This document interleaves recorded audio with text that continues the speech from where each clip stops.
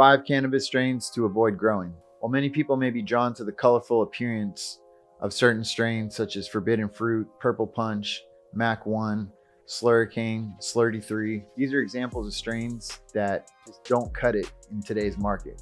And the main reason why is because of their terp profiles. In other words, they're novelty strains. They have a quick rise and a quick burnout. And this is due to the terpene profile, because everyone sees how beautiful it looks and they buy it off that, but then they try it a few times and they realize they don't like the taste or the effects from it. So while these strains may look and smell interesting at first, ultimately they're not worth the time or money to grow them in the long run, because you're going to get a lower market rate for them, and the average consumer, at least right now, doesn't want those strains. So I'm going to go through a few of these strains and talk about them, and you'll see how if you just looked at them on Instagram, you'd be like, oh wow, that looks great. But once you get them and smoke them, it's a whole different story, especially if you're expecting to have like an exotic candy, gassy taste. These aren't going to provide that. So these are only for specific smokers that like that terpene profile, but for the mass quantity of people, it's usually not widely accepted. So first strain, Mac 1. Mac 1 is an eye-catching strain that comes through with a smooth, creamy terpene profile. However, consumers reported a dizziness attached with the euphoric feeling, which this contributes to its short-lived rise. Overall, it's a simple strain that won't meet the needs of the consumers, and we've seen the effects of it not be widely accepted. Next strain, Purple Punch.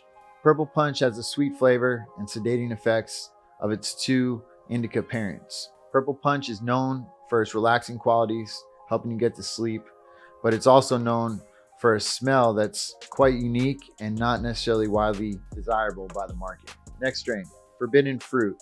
Forbidden Fruit has a dense bud structure with deep purple, a bit of green, and some orange hairs. It looks amazing visually, but the effects and the taste are quite dull to the consumers consistently over time. So this is another strain that I would personally stay away from. Slurricane, with its gimmicky name and its vibrant appearance, they're attracted to this strain at first. However, the terpene profile on this strain also proved to be disappointing to the masses. This strain simply will not stand the true test of time against other strains such as OG Kush, Gelato, Skittles. These are just some key strain flavor terp profiles that have withstood the test of time year after year after year. So we're looking for lineages, not necessarily straight from those grows, but we're looking for terp profiles that provide that same timelessness. And I'm not saying that those 3 strains are the only ones out there. We're still waiting for new ones to come in the future.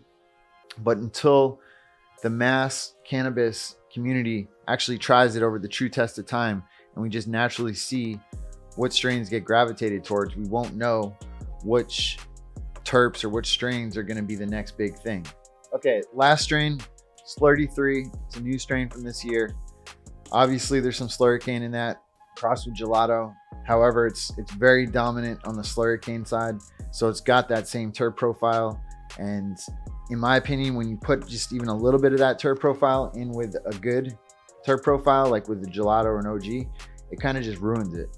So to me, Slurty 3 hasn't been selling good in the market, both wholesale or retail.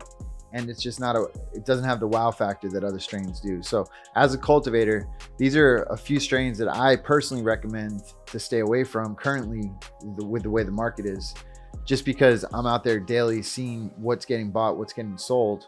And these strains are some of the hardest ones to sell consistently year after year. As someone who's been in the cannabis industry for multiple decades, the most important thing to a top shelf flower is the terpene content, and that's going to attribute to its taste, not only the smell. So it's important to pay attention to the terpene profiles that are trending, but be sure not to make your sole decision on that when seeking a new strain out to find for your brand. And just understand what type of terpene profiles are accepted widely in the cannabis consumption community, and try to start there and branch off there. And a lot of times you'll be able to figure out if it's going to be a good cross just by the parents. So I know when things are crossed with Slurricane, it's probably going to be having those terps that I don't like. So anyway, that wraps up this video. Go to my website, highchris.com. There's a lot of great content out there. Again, that's highchris.com. And thanks for the support.